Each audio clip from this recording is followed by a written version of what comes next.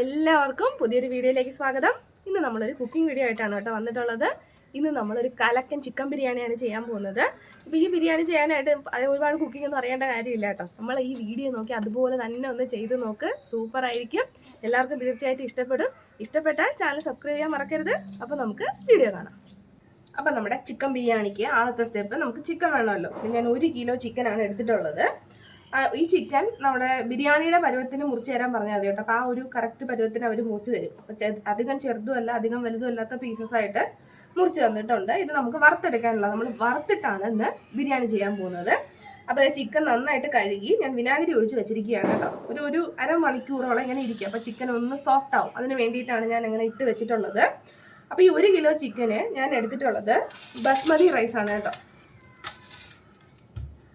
നല്ല ലോങ് ബസ്മതി റൈസാണ് ഞാൻ എടുത്തിട്ടുള്ളത്.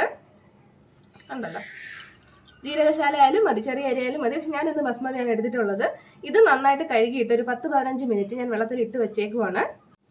അപ്പോൾ അത് അരമണിക്കൂർ വെള്ളത്തിലിട്ട് വെച്ച ചിക്കൻ ഞാൻ നന്നായിട്ട് കഴുകി എടുത്ത് വെച്ചിട്ടുണ്ട്.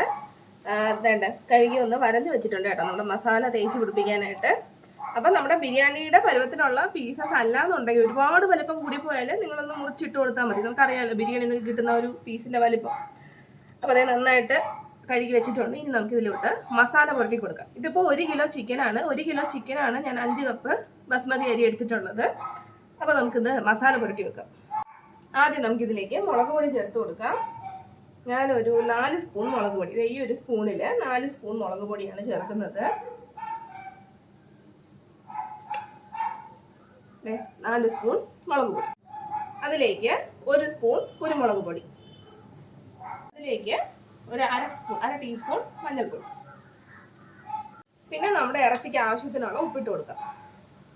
ഞാനൊരു 1.5 സ്പൂൺ ഉപ്പിട്ട് കൊടുക്കുന്നുണ്ട്. ഇനി നമ്മൾ ചേർക്കേണ്ടത് ആപ്പിൾ സഡാർ വിനീഗറാണ്. ഞാനതൊരു 2 സ്പൂൺ ചേർക്കുന്നുണ്ട്. ഒരു 2 സ്പൂൺ ആപ്പിൾ സഡാർ വിനീഗർ കേട്ടോ. അപ്പോൾ ഈ ആപ്പിൾ സഡാർ വിനീഗർ ഇല്ലാന്നുണ്ടെങ്കിൽ നിങ്ങളൊരു നാരങ്ങയുടെ നീരൊഴിച്ചാലും മതി കേട്ടോ. അപ്പോൾ ഇനി ഇതിലേക്ക് കുറച്ച് എണ്ണ കൂടി ഒഴിച്ചിട്ട് നമുക്കൊന്ന് മിക്സ് ചെയ്തെടുക്കാം.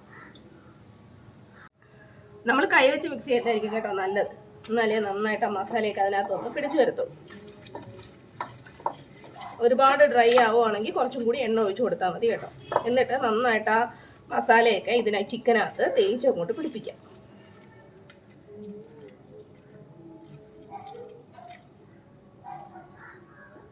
എല്ലാത്തിൻ്റെ ഉള്ളിലൊക്കെ നന്നായിട്ട് മിക്സ് ചെയ്യും. അപ്പോൾ നമ്മളിതേ മസാലയൊക്കെ പുരട്ടി മിക്സാക്കി വെച്ചിട്ടുണ്ട്. ഒരുപാട് ഡ്രൈ ആവരുത് കേട്ടോ. നമ്മൾ അതിനനുസരിച്ച് കുറച്ച് എണ്ണ കൂടി ഒഴിച്ചു കൊടുത്താൽ മതിയാവും. ഇനി ഒരു 10 മിനിറ്റ് ഇരിക്കട്ടെ, മസാല ഇതിനകത്തൊന്ന് പിടിക്കണം. അതിനുശേഷം മാത്രം നമുക്കിതൊന്ന് വറുത്തെടുക്കാം. അപ്പം നമ്മൾ ആദ്യം ചെയ്യാൻ പോകുന്നത് സവാള ഒന്ന് എണ്ണയിലിട്ട് നന്നായിട്ട് ആ ഗോൾഡൻ കളറാവുന്നവരൊന്ന് വറുത്തു പോരാം. അപ്പം ഞാൻ ഒരു 3 സവാള നമ്മുടെ കൈവച്ചല്ലായിരുന്നു, നമ്മുടെ സ്ലൈസറിൽ വെച്ചിട്ട് ജസ്റ്റ് ഒന്ന് സ്ലൈസ് ചെയ്തെടുത്താണ് കേട്ടോ. കാരണം അങ്ങനെ ചെയ്യുമ്പോഴാണ് നമുക്ക് നല്ല നൈസായിട്ടുള്ള പീസസ് ആയിട്ട് കിട്ടുക. എന്നാലേ എണ്ണയിൽ കിടന്ന് നന്നായിട്ട് മുരിഞ്ഞ് കിട്ടത്തുള്ളൂ. അപ്പോൾ ഇതാദ്യം നമുക്ക് എണ്ണയിലിട്ട് നന്നായിട്ടൊന്ന് വറുത്തെടുക്കാം. അപ്പോൾ സവാള വറുത്ത് പോരാനായിട്ട് ഞാൻ ഇരുമ്പ് ചട്ടി എടുത്ത് വെച്ചിട്ടുണ്ട്. നമുക്ക് വറുക്കാൻ ആവശ്യത്തിനുള്ള എണ്ണ ഒഴിച്ചു കൊടുക്കാം. എണ്ണ കുറച്ച് കൂടുതൽ വേണം കേട്ടോ, എന്നാലേ നമുക്ക് മുരിച്ചെടുക്കാൻ പറ്റും നന്നായിട്ട്.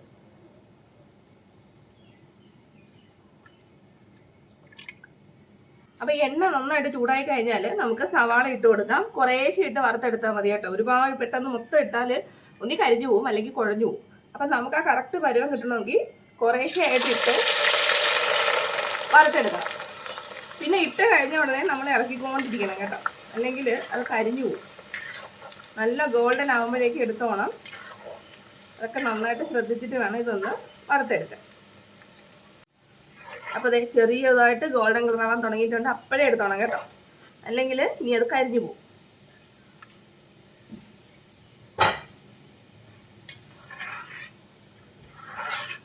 ഒരുപാട് നേരം ഇതിനകത്ത് ഇട്ടേക്കരുത്, ബാക്കിയും കൂടി കരിഞ്ഞു പോകാം. നമുക്ക് ആ കറക്റ്റ് പരുവം കിട്ടിയാലേ അതിനകത്ത് ഇടാൻ പറ്റും.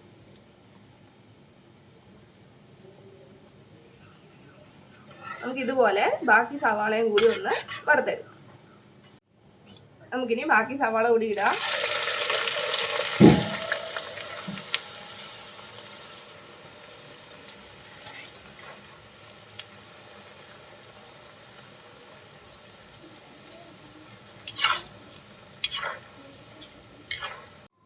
സവാളയെല്ലാം ഈ ഒരു പരുവത്തിൽ വേണം നമ്മൾ വറുത്ത് കോരാനായിട്ട് കേട്ടോ. കരിഞ്ഞു പോയാൽ നിങ്ങൾ കളഞ്ഞാലും സാരമില്ല, അതൊരിക്കലും ബിരിയാണിയിൽ ചേർക്കരുത്, അത് അതിൻ്റെ ടേസ്റ്റിനെ ബാധിക്കും.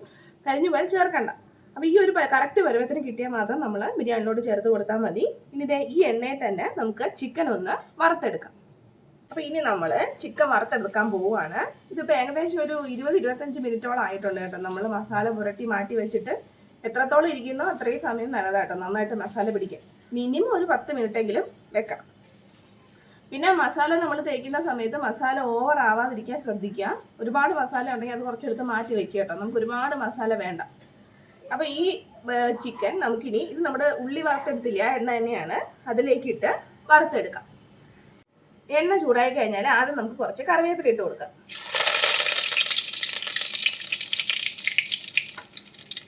ഇനി നമുക്ക് ചിക്കൻ ഇട്ട് കൊടുക്കാം. ഒറ്റയടിക്ക് ഇട്ട് കൊടുക്കരുത് കേട്ടോ. കുറച്ച് നേരം എണ്ണയിലൊന്നും ഇങ്ങനെ കണ്ടോ, ഇങ്ങനെ ഇട്ട് കൊടുക്കാവും, അല്ലെങ്കിൽ അത് അടിയിൽ ഒട്ടിപ്പിടിക്കാൻ സാധ്യതയുണ്ട്. നമുക്ക് ആദ്യം 2 ലെഗ് പീസ് ഒന്ന് വറുത്തെടുക്കാം.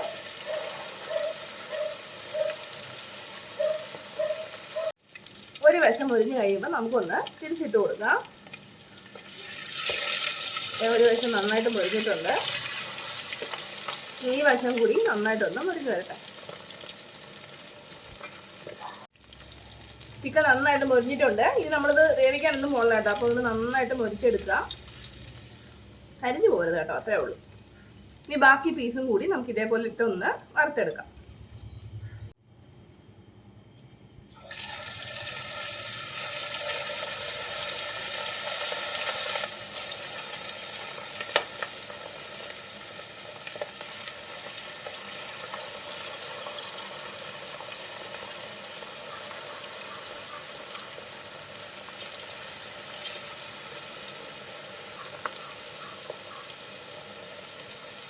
അപ്പോൾ അതേ ചിക്കനൊക്കെ നമ്മൾ നന്നായിട്ട് വറുത്തെടുത്തിട്ടുണ്ട്, കണ്ടില്ലേ? ഇതുപോലെ നന്നായിട്ട് വറുത്തെടുക്കുക. പിന്നെ നമ്മൾ വേവിക്കത്തില്ല, ബിരിയാണിക്കകത്ത് ഇട്ട് ദം ചെയ്തെടുക്കത്തേ ഉള്ളൂ. അപ്പോൾ ഇത്ര ആയിക്കഴിഞ്ഞാൽ ഇനി നമുക്ക് നമ്മുടെ റൈസ് ഒന്ന് വേവിച്ചെടുക്കാം. അപ്പോൾ അരി വേവിക്കാനായിട്ട് നമ്മളൊരു വലിയ പാത്രത്തിൽ വെള്ളം എടുത്ത് വെച്ചിട്ടുണ്ട്. വെള്ളം കുറച്ച് കൂടിയാലും കുഴപ്പമൊന്നുമില്ല, നമുക്കത് ഊറ്റിയെടുത്ത് കളയാവുന്നതേ ഉള്ളൂ. അപ്പം വെള്ളം തിളയ്ക്കാൻ തുടങ്ങുമ്പം നമ്മൾ അതിലേക്ക് മസാല കൂട്ടുകൾ പൊടിക്കുന്നൊന്നുമില്ല, റോ ആയിട്ട് തന്നെ ചേർത്ത് കൊടുക്കുക. അതിനകത്ത് കുറച്ച് ഏലക്ക, കുറച്ച് ഗ്രാമ്പു, കുറച്ച് തക്കോലം, ചെറിയ കഷ്ണം കറുവാപ്പട്ട, പിന്നെ 4-5 കുരുമുളക്, ഇത്രയും സാധനങ്ങൾ ഞാൻ ഇട്ട് കൊടുക്കുവാണ്. ഇനി ഞാൻ ചേർക്കാൻ പോകുന്നത് പെരിഞ്ജീരകമാണ്. 1 സ്പൂൺ പെരിഞ്ജീരകം.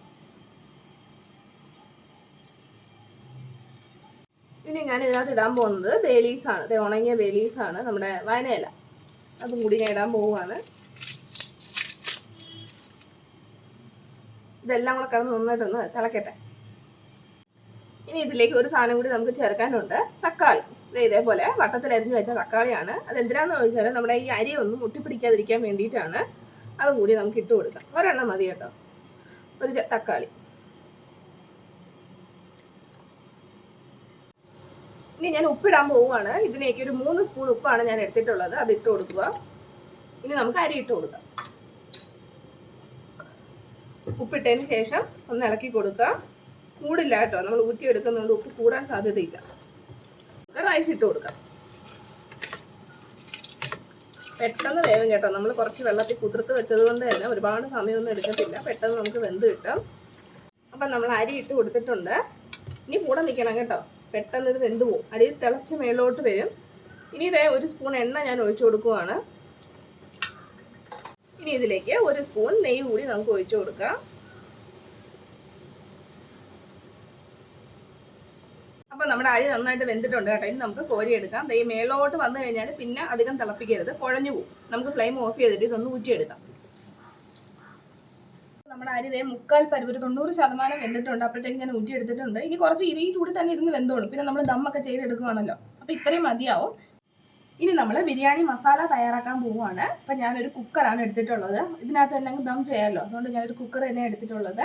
അതിലേക്ക് എണ്ണ ഒഴിച്ചു കൊടുക്കാം.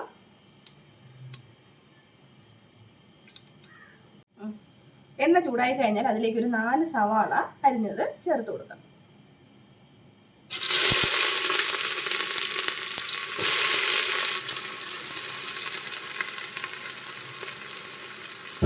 നന്നായിട്ട് വഴറ്റിയെടുക്കണം കേട്ടോ. നന്നായിട്ട് വഴണ്ട് കിട്ടണം.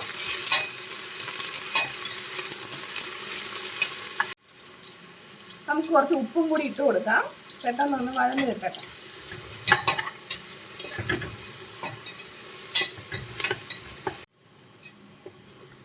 സവാള ഏകദേശം പകുതി കൂടുതൽ നന്നായിട്ട് വഴണ്ട് വന്നിട്ടുണ്ട്. ഈ സമയത്ത് ഒരു 4 പച്ചമുളക് വട്ടത്തിൽ അരിഞ്ഞത് ഞാൻ ചേർത്ത് കൊടുക്കുവാണ്. നമ്മൾ ഇതിനകത്ത് ഒരുപാട് മസാലകളൊന്നും ചേർക്കുന്നില്ല കേട്ടോ, പൊടികളൊന്നും അധികം ചേർക്കുന്നില്ല. അപ്പം ഈ പച്ചമുളക് എരിവ് കൂടുതലാണെങ്കിൽ പച്ചമുളക് കുറച്ച് കൂടുതൽ ചേർക്കാം നമുക്ക്. ഇനി അതിൻ്റെ ആ ഒരു പച്ചമുളകൊക്കെ മാറുന്നത് വരെ നന്നായിട്ടൊന്ന് വഴറ്റാം.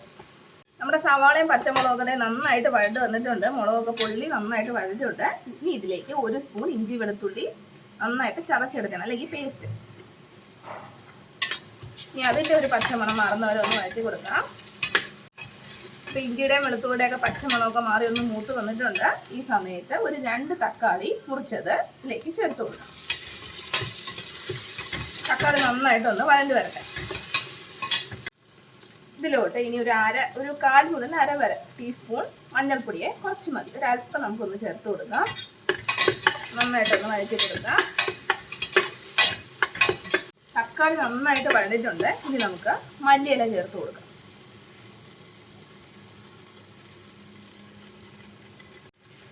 മല്ലിയിലയും കൂടെ ചേർത്തിട്ട് നന്നായിട്ട് എല്ലാം കൂടി നമുക്കൊന്ന് വഴറ്റി കൊടുക്കാം.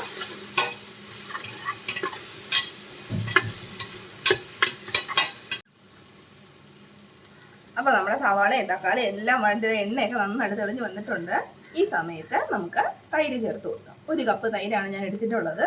അത് ഇതിലേക്ക് ചേർത്ത് കൊടുക്കാം. പിന്നെ തൈര് ചേർക്കുമ്പോൾ ഫ്ലെയിം ലോയിലോട്ട് മാറ്റണം കേട്ടോ. ലോ ഫ്ലെയിമിൽ ഇട്ടിട്ട് വേണം നമ്മൾ തൈര് ചേർത്ത് കൊടുക്കാൻ.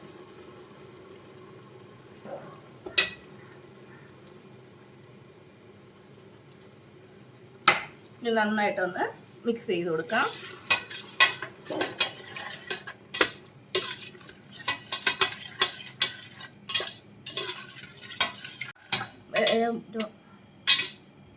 തൈര് ചേർത്തിട്ട് നമ്മൾ നന്നായിട്ടൊന്ന് മിക്സ് ചെയ്ത് കൊടുക്കാം. എല്ലാം അതുമായിട്ടൊന്ന് മിക്സായിട്ട് വരട്ടെ. അപ്പോൾ ഇനി ഞാൻ ചേർക്കാൻ പോകുന്നത് ഹൈദരാബാദി ബിരിയാണി മസാലയാണ്. അത് നമുക്ക് ഏത് ബിരിയാണിക്ക് വേണമെങ്കിലും ചേർക്കാൻ കേട്ടോ. ഒരു പ്രത്യേക മണവും സ്വാദമൊക്കെ ഉണ്ടാവും. ഏകദേശം ഒരു 1 ടീസ്പൂൺ അത്രയും മതിയാവും. നന്നായിട്ടൊന്ന് മിക്സ് ചെയ്ത് കൊടുക്കാം. നമ്മുടെ ഗ്രേവിയൊക്കെ നന്നായിട്ട് കുറുകി വന്നിട്ടുണ്ട്. ഈ സമയത്ത് നമ്മൾ വറുത്ത് വെച്ചിട്ടുള്ള ചിക്കൻ ചേർത്ത് കൊടുക്കാം.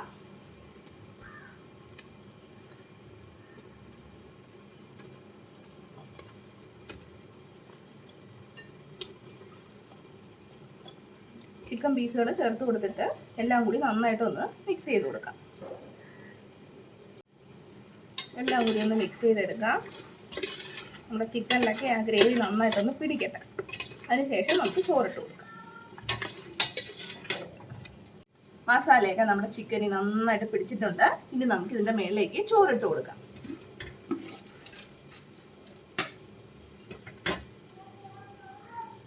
നമ്മൾ നേരത്തെ തന്നെ വേവിച്ച് വെച്ചിട്ടുള്ള ചോറ്.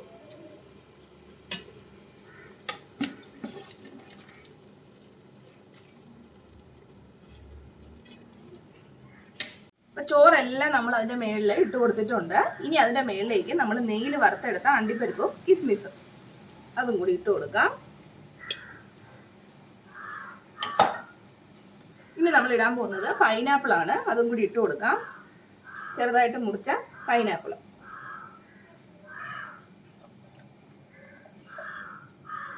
മേളിലേക്ക് നമ്മൾ ആദ്യം തന്നെ വറുത്തെടുത്ത സവാള അത് ഇട്ട് കൊടുക്കാം. ഇനി ഇത് അടച്ചു വെച്ച് നമുക്കൊന്ന് ദം ചെയ്തെടുക്കാം. ഇനി അത് അടച്ചു വെച്ചൊന്ന് ദം ചെയ്യാൻ പോവുകയാണ്. ലോ ഫ്ലെയിമിൽ ഒരു 20-30 മിനിറ്റോളം ഇത് നമ്മൾ ദം ചെയ്യാൻ പോവുകയാണ്. അതും കഴിഞ്ഞാൽ ചൂടൊക്കെ പോയിട്ട് മാത്രം നമ്മളൊന്ന് തുറന്നു നോക്കിയാൽ മതി കേട്ടോ. അപ്പോൾ അത്രയും സമയം എടുക്കും നമ്മൾ കുക്കറിൽ ദം ചെയ്യുന്ന സമയത്ത്. അപ്പോൾ അത് ദമ്മായിട്ട് വരട്ടെ. അപ്പോൾ നമ്മൾ അരമണിക്കൂറായിട്ട് ലോ ഫ്ലെയിമിൽ ദം ചെയ്യുവാണ്. ഇനി നമുക്ക് ഫ്ലെയിം ഓഫ് ചെയ്യാം. ഇനി ഇതിൻ്റെ ചൂടൊക്കെ പോയിട്ട് പതിയെ തുറന്നാൽ മതി കേട്ടോ. നന്നായിട്ട് ചൂടൊക്കെ പോയി തണുത്തിട്ട് മാത്രം തുറന്നാൽ മതി. അപ്പം നമ്മുടെ കുക്കർ ഇത് നന്നായിട്ട് തണുത്തിട്ടുണ്ട്. നമുക്കിനി ഇതൊന്ന് തുറന്ന് നോക്കാം. നമ്മുടെ ബിരിയാണിയുടെ നല്ലൊരു മണം കേട്ടോ, ഒരു പ്രത്യേക വാസന വരുന്നുണ്ട്. ഇനി നമുക്കിതൊന്ന് ഇളക്കി നോക്കാം.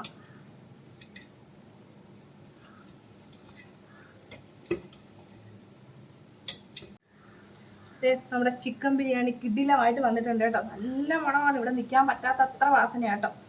എല്ലാവരും ഒന്ന് ചെയ്ത് നോക്ക്, നിങ്ങൾക്ക് തീർച്ചയായിട്ടും ഇഷ്ടപ്പെടും. നമ്മുടെ ചിക്കൻ ബിരിയാണി തയ്യാറായിട്ടുണ്ട്. അപ്പോൾ വീഡിയോ എല്ലാവരും കണ്ടല്ലോ, ഇഷ്ടപ്പെട്ടാണെന്ന് വിശ്വസിക്കുന്നു. ഇഷ്ടപ്പെട്ടാൽ നിങ്ങൾ ചാനൽ സബ്സ്ക്രൈബ് ചെയ്യണം, ലൈക്ക് ചെയ്യുക, ഒന്ന് ഷെയർ ചെയ്യുക. പുതിയൊരു വീഡിയോയിൽ നമുക്ക് വീണ്ടും കാണാം. അതുവരെ ബൈ ബൈ.